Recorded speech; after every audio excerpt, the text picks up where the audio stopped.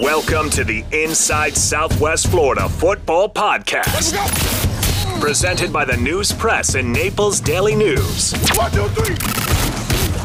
Hello and welcome to the Inside Southwest Florida Football Podcast. I am Dustin Levy and we have survived week 1 and the stormy weather that came with it. Let me introduce my co-hosts. First, the diligent Dan DeLuca. Dan, how are you doing and have you recovered from your game? Yes, first game in 7 years, and just like I left off, big, huge weather delay. 2 hours right in the middle of the game. Finished up a little after midnight, but really good game. So I wouldn't say it was worth the extra 2-hour delay, but at least it was a good game. Of course, we have the astute Alex Martin. Alex, how are you doing, and how well equipped are you for all of your fantasy drafts? Doing good. Had one last week, actually. Thought I had a pretty solid team that was drafted. Posted that to Twitter and everything. But, survived. No rain, no lightning down in Collier County. Was able to see four quarters of football with no delay, which was great. I don't think you can say the same, though, right? No, I'm coming off a delayed game last night. I was out at South for not even the conclusion because their game ended after 3 quarters between South and Gulf Coast with the Sharks coming out on top. But yeah, Friday night, me and our award-winning producer, Amanda Inscore, were trapped in the press box as the storm raged right on top of us. It was a crazy, crazy night, but I'm glad that we have some games to talk about. Not all of our games were completed. Some of them are going to be held in October. Let's get into it. For you guys, what were some of your main takeaways from all the outcomes this week? Let's start with my game. Naples, on paper, in the final score, beats Lehigh 45-9. I talked about it Friday night in Twitter Spaces. We'll be doing that again this Friday. It was a tale of 2 different halves, really. First half, Lehigh was, I'd say, hanging around. Despite it being 21-3, they kind of had some self-inflicted wounds early on. They, were down 14-0 in the first 4.5 minutes. From there, they were always, playing catch-up. At times in the first half, they were playing really stout defense, shutting down Naples at times. And then you couldn't say that in the second half. Golden Eagles made necessary adjustments. They held Richard Young to 75 yards rushing and 40-some-odd yards receiving.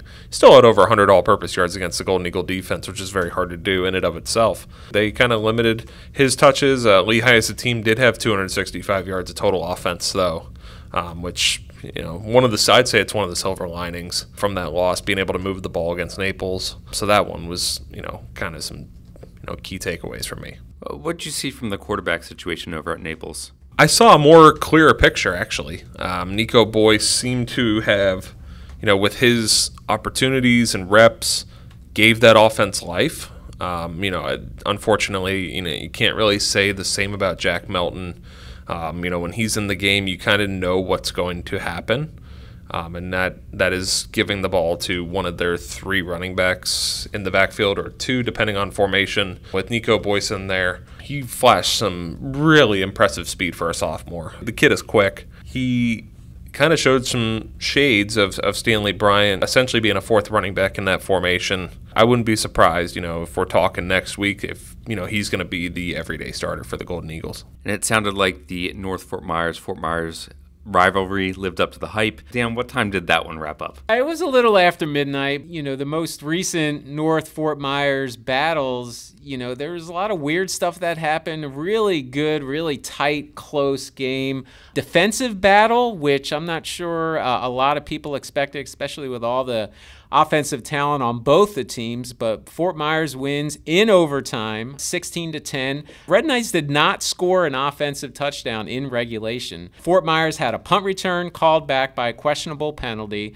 They had missed 2 field goals because of bad snaps, one of which North returned 85 yards for a touchdown, and their only touchdown in regulation.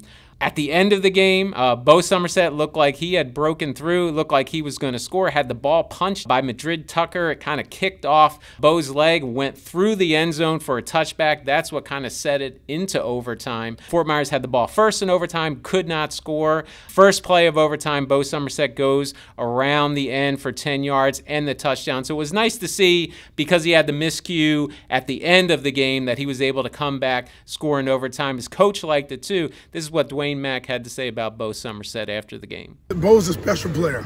He's a special player. He can run, he can throw, he can do it all, man. And for you guys to put him number 14, the top 15, with some other guys you have that we already knocked off, hey, that's the chip that we have. We talk about it every day. All right, that was fun to hear from Coach Mack. Let's get into some of these other games. One that stood out to me was Dunbar 23, Charlotte 3. That result was way more lopsided than I expected. Anthony Benjamin with 11 receptions for 139 yards and 2 touchdowns. I think Benjamin is one of the most underrated players in the area. Just the ability to just completely break a game wide open with his speed at wide receiver. His Twitter handle's right on. Can't be too quick, right? Definitely too fast for the Charlotte defense. Already in double-digit receptions in the first game. Kind of cool to see he's on pace for 100. That'd be a fun storyline to follow if he can somehow keep that clip up, which is definitely possible. I think him and probably 2 or 3 other receivers would have a chance of getting to 100 receptions. We saw this last year with them. You know, in the past game, he was the spark of that offense when they were throwing the ball. They would probably want to balance it out a little bit this year now that Twaski Abrams is in year 3. You know, if they need a big play, you know, you give the ball to 7 and you know, you let him do his thing. Absolutely. Dan, was there another result that might have stood out to you? How about Bishop Barreau 57, Port Charlotte 49? I mean, you're talking about a game with almost 1,200 total yards of offense. Carter Smith picks up where he left off last year, 299 yards passing, 3 touchdowns, rushes for 85 yards, and another 3 scores. One plus really for Varro in this game was they struggled with the running game last year, really didn't have a running back kind of step up. Richie Rode in the preseason talked about a couple of freshmen that he thought could kind of come through for them, and one of them, Deshaun Jenkins, goes for 105 yards, 1 touchdown last week, so that's a good sign for Bishop Varro. That's the most points they've scored in a game since 2019 when they hung 73 on LaBelle and then 58 on Cardinal Mooney. Those were some bad teams. They both went 2-8 that year. Port Charlotte, we think, is a pretty good team. So to put 57 points on that defense, I mean, I think that's really saying something for the Vikings. Of course, you don't want to allow 600 yards every week. You know, you're not going to win a lot of games that way. So that's obviously something they've got to fix. But really good showing for them on the road. In 2 games this year, if you want to count the preseason, they put up 124 total points. Things are clicking over there right now, and it'll be interesting to see if it can continue against a much stingier, tougher defense this week. Another close game was Community School walking it off against Immokalee with Decker Crosby throwing the game-winning 13-yard touchdown to Grayson Kersher. That was a good one. Alex, any other games that caught your eye? Well, I think Barron Collier beating IMG Blue, putting a beat down on them, 37 points. And this is a game that was called at halftime. The Cougars hang 5 touchdowns, I think, in the first half. Tommy Moonkoch completed 10 passes for 123 yards. Running back goes for 180 yards on 7 carries. I thought that was pretty impressive. Maybe Barron Collier didn't take as big of a step back as we thought. We should have a better indicator of that this week when they take on a local opponent in Palmetto Ridge, who surprisingly scored their first win in the Paul Giovine era. Props to them, and I know those kids have gone through a lot over the past year. A huge road win down in the Keys for Giovine, the Bears and company. I don't think really any of us would have expected them to start 1-0 against that team, which actually has seems a Power 5 lineman. That might make this week's matchup against Barron a little more interesting. And that's a perfect transition because I just wanted to shout out all the first-year head coaches who got wins. ECS with Mac Mitchell shutting out St. Stephen's on the road, and also Riverdale winning a close one at the start of the Frank Hepler area, 25-22 over Lely. Just wanted to touch on the games that got postponed to later in the season. Gateway Charter Oasis, Mariner East Lee, and Ida Baker Cape Coral. And after this break, we're going to look ahead. Let's go! Keep up with the action every week by following our live Friday night scoreboard at naplesnews.com, news-press.com, and by downloading the Naples Daily News and News Press apps onto your mobile devices. Come on! And welcome back. We have a very special matchup coming this week in Fort Myers, hosting St. Thomas Aquinas. We have some really great content coming out this week. Alex, can you tell us a little bit about what you have coming on the history of this rivalry? Sure, yeah. I'm really kind of highlighting, the two teams. Obviously their 1992 matchup is one that a lot of people locally would remember because of the fact that both teams were ranked inside the USA Today top 10 at the time, which is a pretty big deal. It was a state semifinal that year. Aquinas ended up winning 28-0. And I'm really kind of doing a bigger picture story on where it began, where the two programs are now, and how they've kind of went in different directions in terms of success and whatnot. Aquinas has obviously turned into a national powerhouse since that first championship for them in 1992. This new generation kind of taking part in it. None of them were born the last time the two faced in 2001. That happened to be Sam Sirianni Sr.'s last game as coach. Definitely going to try and provide some perspective for the elders in this area and also maybe the younger ones who didn't really have a chance to experience this in the 2000s. Obviously, a lot of contested matchups, 4 years in a row from 98 to 01. Those were some pretty heated matchups, as were 1991 and 92. Aquinas' AD Twan Russell was on that 91 team, as was head coach Roger Harriet, who was a freshman that year. So he kind of had an experience as a freshman and sophomore playing Fort Myers and really seeing the program build to what it is now. Harriet's got, I believe, 5 crowns in 8 years as head coach. So had a chance to talk to Roger Harriet and Sam Sirianni Jr. and Don Weekly and some of those other guys to kind of really provide the perspective on this rivalry. And Dan, I know you're diving a little deeper into that 92 team. Anything interesting that you're learning? Well, I came back just in time because 10 years ago, I wrote a story about the 20th anniversary of the 92 team, and now I'm writing a story about the 30th anniversary of the 92 team. And when you talk about the 92 team, it isn't really just one team. It's sort of a culmination of 3 years. In 90, those seniors on the 92 team were sophomores. They lost one game to Charlotte, and that kept them out of the playoffs. So they did not make the playoffs in 1990. You're talking about an era where only district champions made the playoffs. There was no runner-up qualifications for the playoffs, no wild cards, none of that stuff. 91, make it to the state semifinals, lose to Aquinas, 17-0 at Edison Stadium. Really hard-fought defensive game. Kind of got away from Fort Myers in the second half. So going into the 92 season, they were really looking at that as, this is our chance to do something nobody's ever done before or since, which is bring a state football championship home to Lee County. Just really rolled through the regular season. A very explosive team, a lot of personality. This is the era of the Miami Hurricanes, kind of styled themselves after that, and had really a player whose high school exploits have not really been matched since then.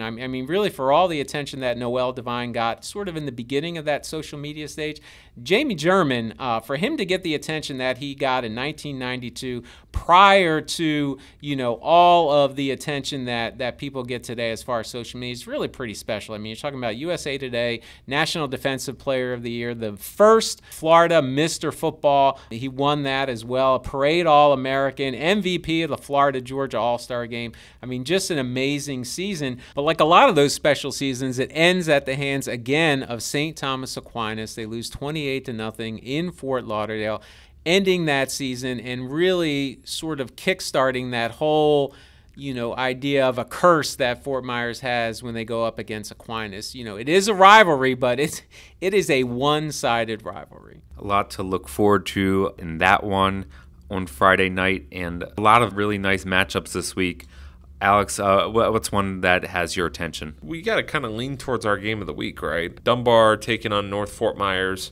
A really, really good matchup last year, 7-3. Dunbar wins. North probably should have won that game if it weren't for 2 missed field goals. North had a a really solid game plan against Dunbar wasn't meant to be.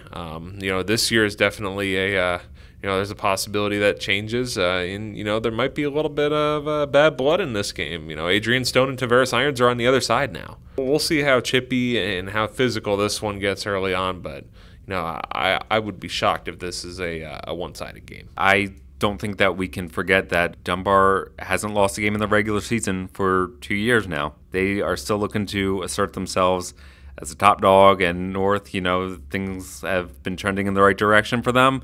Are they ready for this? Because if they pull off this win, maybe they're top dog. It's in Lee County. So that's going to be one that I'm really looking forward to. Dan, what about you? What game are you excited about? Well, none of us are going to see this game because it's on the road, but I think Naples at Venice is a really good way to take the temperature kind of both these teams at this point. Naples, took care of business against Lehigh last week, really pulled away in the second half. Venice ended up losing, but they lost to Miami Northwestern. I mean, there's no shame in that. Defending 8A champions, we kind of get the sense that, Naples has a chance to make a run, get to a state championship game this year. If they can go up to Venice and really have a good showing, even if they don't win that game, if they're in that game in the fourth quarter, if they can keep it a one-score game, I think it really, can kind of help springboard them and give them that confidence that they need, when they get into the playoffs, get into a tough battle, that they can look back at this game and their performance up at Venice if they can stay with them. And one thing to point out is that Venice had 2 touchdowns called back due to penalties. A very young team for John Peacock standards. Definitely some youth there, some inexperience after losing a lot last year. Venice does have a 5-star defensive lineman in Damon Wilson, who is, Naples is going to have to game plan around or game plan for him. So definitely going to be a nice little clash between 2 different styles for sure up at Powell Davis Friday. And they won't be the only team with a big challenge on the road. Alex, what can you tell me about First Baptist? Well, they're playing a team that has won their last 30 games. Chardon, Ohio is Cleveland suburbs, closer to, I believe, Canton and, Akron area, kind of one of those teams that you don't really know a lot about. They've won 2 straight state championships up in Ohio. This is another trip up north for First Baptist. They went to Andover, Massachusetts last year and won quite handily. I think this game is going to be a whole lot more competitive than last year. Chardon just played Camden, New Jersey, who had 7 Division I prospects. Chardon has just 2, and they put looks like a pretty sizable beat down on them, 36-6. So, definitely one to watch, I think. This game will not be Friday night. It'll be 3:30 Saturday. I'd be interested to see how the Lions fare. If they can come away with a winner, as Dan kind of alluded to in his pick for one of his top games, if they can have some sort of a good showing here, I think that'll be really encouraging for their prospects in 1S. Another fun one, I think, is going to be Lehigh at Bishop Verot, just to kind of another one that's going to take the temperature of both these teams. Can Lehigh rebound from their Naples loss? Bishop Verot, for all they've done offensively to start the season, can their defense handle Richard Young? That's going to be a really exciting one. Any other thoughts? What do you think about that matchup? Well, also, can Verot handle the pressure of being 1 win away from 300? Does that get to any of the kids' heads? Does that add a little pressure coming into this week? I imagine Richie Road and company will try and downplay that and try to avoid making that a distraction because they've got a 5-star running back to worry about who is primed to, I think, have a really impressive bounce back game here. Last time Richie Road faced Richard Young, it was 9 carries for negative 11 yards and 2 fumbles. This is 2020 at Cypress Lake. Lightning ended up winning that one. Richie took away the run game. So, we'll see. Lehigh is definitely thirsty for a bounce back win. They're hungry for it. Will they get it here on the road? Definitely one to watch. But unfortunately, Greg Coleman will not be at this game. He'll be up at West Virginia. Could call it the Greg Coleman game because he was AD at Lehigh last year. Now he's AD at Verot. He'll be enjoying some Mountaineer football up in West Virginia. And we'll be making some concrete predictions on these games after the break. So when we return, we will share our picks for Week 2 games. For more in-depth analysis of high school football in Lee and Collier County each week, go to naplesnews.com and news-press.com. Let's just do it, okay? Follow us on Instagram at News Press Sports and NDN Prep Zone. Let we go! And welcome back. It is your favorite segment of the podcast. It is picks time. We had a pretty good time last week, or at least I did. I went 7-2, while my colleagues over here both went 5-4. We did pick 10 games, so obviously you guys saw that added up to 9. That Ida Baker Cape Coral game did not get completed. When that does, it will roll over into that week's picks, so we will not be picking that game again, obviously. We will just pick it up when that game takes place. Pretty loaded slate this week. I think everybody kind of knew that going in. A lot of competitive contests. And they start on Thursday night, guys. SFCA Canterbury is one to watch. East Lee County Estero is also Thursday. You got about 4 games Thursday night, so it should be exciting. But we're only picking one of them. SFCA Canterbury, a good little private 8 battle here. Dan, can Canterbury impress in a 49-0 win over Marco Island? SFCA trying to get in the win column. Can they do that? I think so. The difference will be SFCA's offense in that passing game. It's a big rivalry. These schools, really like to get after each other, but I think the difference is going to be that passing game. Yeah, I'm going to agree and go with SFCA. I think Shaden Condor caught 11 passes for nearly 200 yards last week. One of those performances we highlighted in our Game Balls article. That's going to be my pick. Shaden Condor probably going to have a field day here, I think. If he doesn't, that'll be attributed to the Canterbury defense kind of game planning around him. But I think he's in line for another big one here. Eli Moore and them are primed to bounce back after a pretty tough loss to Santa Fe. I'm going to take SFCA as well, so unison across the board there. Next up, kind of an interesting matchup, but I think there is a favorite here. Lely going to Gulf Coast. I think a lot of us didn't expect Lely to be in it for 4 quarters against Riverdale, with them having 2 Division I prospects. Gulf Coast will be playing this game on shorter rest. Dustin, do you think that impacts them here at all? Maybe a sluggish start? I'm not sure about that. I'm going to take the Sharks here. I just really liked Todd Nichols' game plan coming into last night. They didn't ask Connor Bear to do too much. They kind of kept it on the ground. I think they're going to be ready for this one, and they're going to be 2-0. Dan, definitely one of the weirder games, I'd say. Any shot of a Lely upset at all? I think there's a shot. I think they really did some good things last week against Riverdale. Obviously have a very good back, that's able to kind of control the game at times. I just think they're still trying to, develop that well-balanced offense. Passing game, is really not there yet.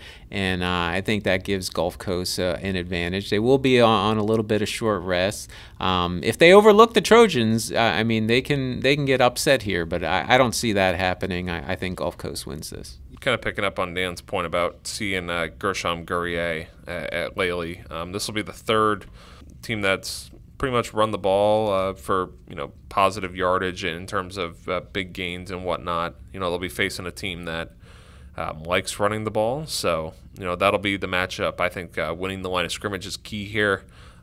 Gulf Coast did a pretty solid job of that against Naples for the most part. Sounds like they did a really good job of that between Friday and Monday against South. I'd expect to see more of the same here. I don't think the Sharks get enough credit. I think they're a 7-win team this year. I think they get win number 2 this Friday. Next up, Golden Gate going to Immokalee. Nick Bajika's squad is looking to go 2-0 in back-to-back seasons. James Delgado is still looking for win number 1. Dustin, does last week's loss kind of hang with Immokalee here, or how do you think they approach this one? I think Golden Gate might be too big a challenge. especially last week, Brian Bachman going 15 of 21 for 227 passing yards and 2 touchdowns. That's an eye-opening performance for me at least. So I'm going to pick the Titans here. I'm also with the Titans. I think it's just too much in terms of CSN's offense is, not as great as Golden Gate's in my opinion, but it is still an offense that can win games. defending John Leonora is going to be tough for them. Brian Bachman as well. Titans just have a lot of pieces. They put together a really solid program this year, I think.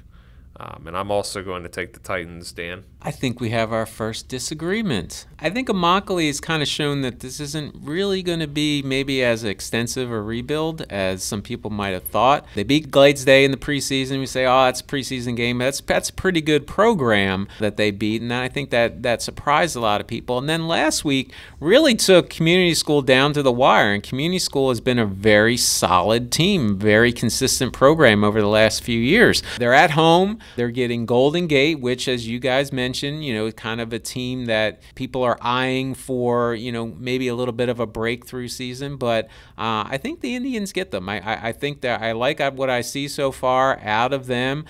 James Delgado, kind of has that program on the upswing, I think, a little bit. And I think they're going to exceed what people thought they would finish, how they would finish this year. And to do that, they're going to have to win some games that people don't expect them to win, and I think they get the win this week. This game is at Gary Bates Stadium, for the record.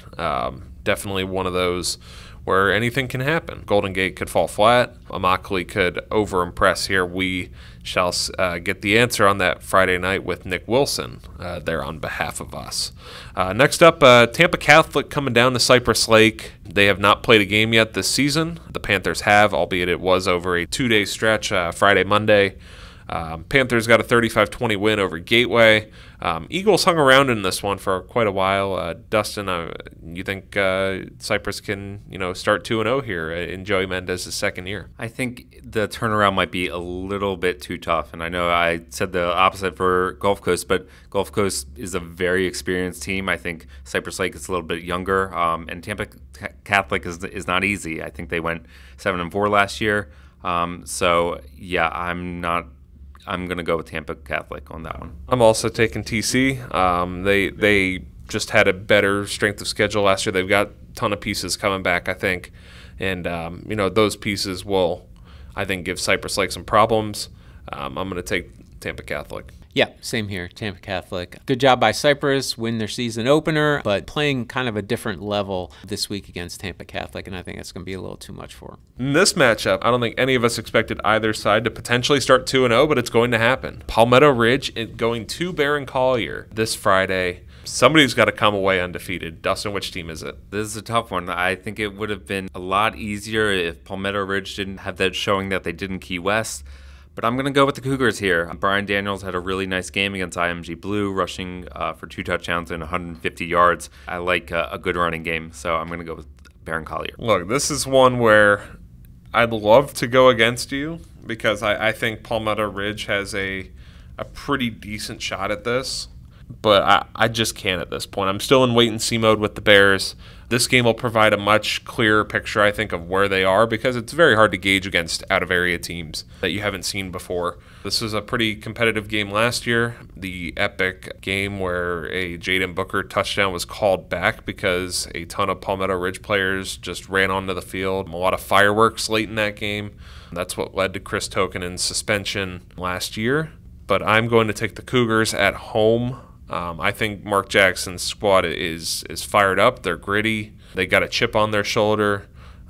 Maybe some things were said in the media. I think the Cougars are just the better team at this point in time. Dan? Yeah, I think so. I think the game's probably a little closer than people would have expected, maybe entering the season. But I think Barron Collier, they're at home. I think that'll be the difference. I think it'll be close, but Barron Collier comes out on top. So first 5 games are done. Next 5 games, I don't think there's going to be as much consensus here. I think there's going to be a lot maybe picking against each other. Starting with First Baptist and Chardon, the Lions, can they snap that 30-game win streak from the Hilltoppers? Yeah, I'm not sure about that. I'm going to take Chardon here.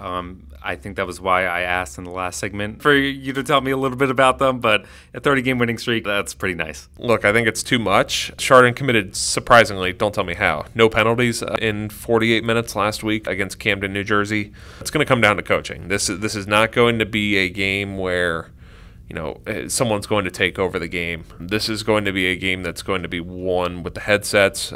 Billy Sparaccio and going up against a coach that's won 30 in a row. Definitely, I think, a tall order for First Baptist. The last time, I think one of us may have picked Andover last year by accident. I think this game is going to, provide a clearer picture. I am going to take Chardon as well. I'm unsure of how First Baptist can fare against that.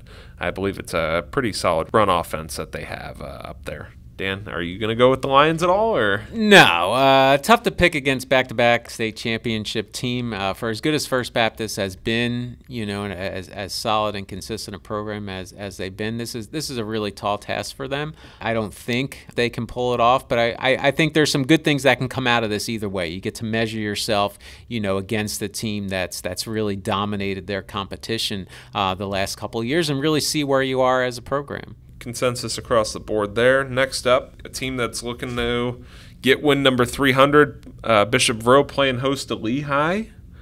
I am going to start here in this one. I'm not going to defer to Dustin. Bishop Verot's going to have to wait another week, I think. Lehigh is fired up. I saw the tone on that sideline last week. They wanted to get back to work, and they wanted to put that Naples game behind them, turn the page, move on, whatever. I think Lehigh is going to be making some big strides this week, and they're going to be playing a much more fast, athletic defense that could pose problems for the Verot offense. I think Carter Smith, I think, is going to have to do a little bit more in this one than he has in recent games to have a shot. But Lehigh is just the better all-around team. I'm going to take the Lightning.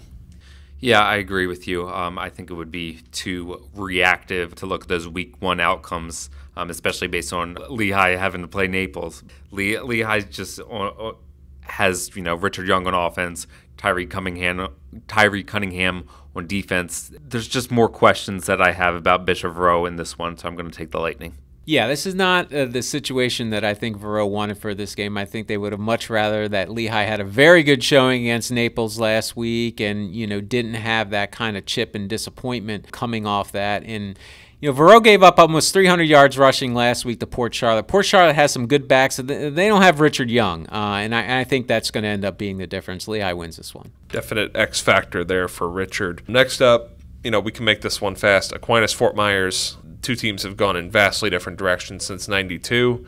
I'm going to start Aquinas big here. This game was kind of scheduled more towards the fanfare and the pregame ceremonies and honoring this '92 team way back when. Aquinas just too much for Fort Myers, I think. Yeah, I think Fort Myers is going to fall to 0-2, which is not something we've seen very often. Picking up on that real fast. Last time it happened, 1981, 41 years since Fort Myers started a season 0-2. It seems pretty imminent that it's going to happen this year. Dan, are you going to disagree with either of us? I think it's going to be a fun night. I mean, nobody celebrates the past and the history like Fort Myers does. I think it's going to be, a really classy ceremony. But I think the game is going to be pretty out of hand. I think Aquinas wins easily. Next game, Naples going to Venice, guys. This is a very interesting game because Venice has had their reputation of making it to a Final Four, it seems like, every year. Can Naples pick one off here and start 2-0? Too tough a task. I'm going to go with Venice on this one. But I think Naples is going to make it very competitive. Am I going to pick against Naples 2 weeks in a row? I think I am.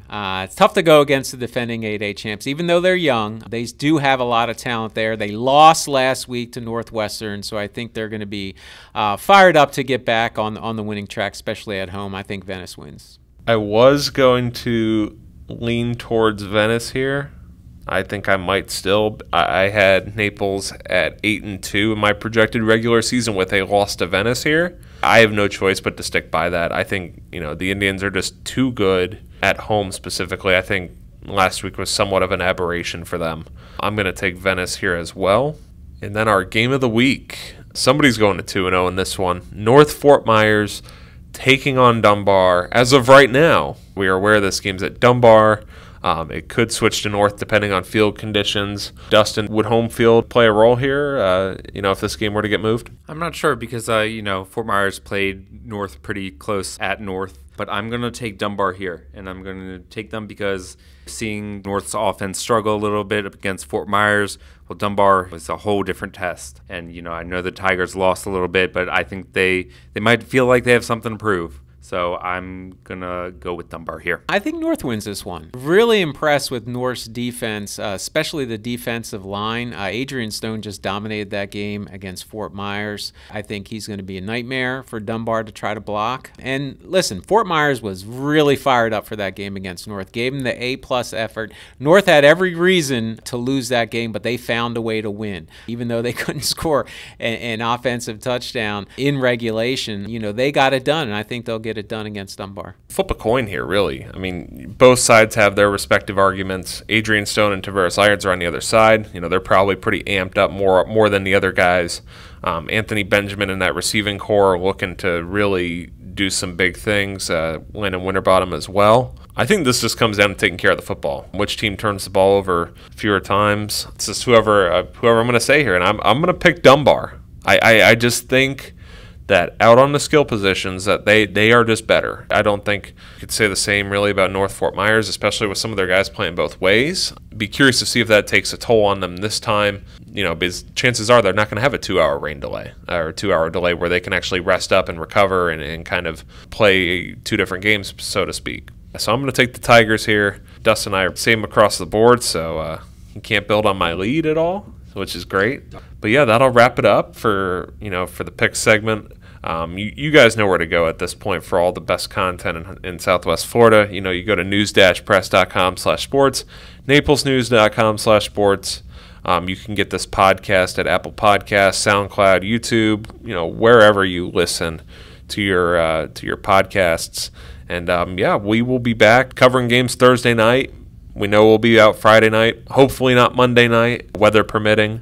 One constant, we'll be recording this podcast every Tuesday. It'll be out every Wednesday at noon.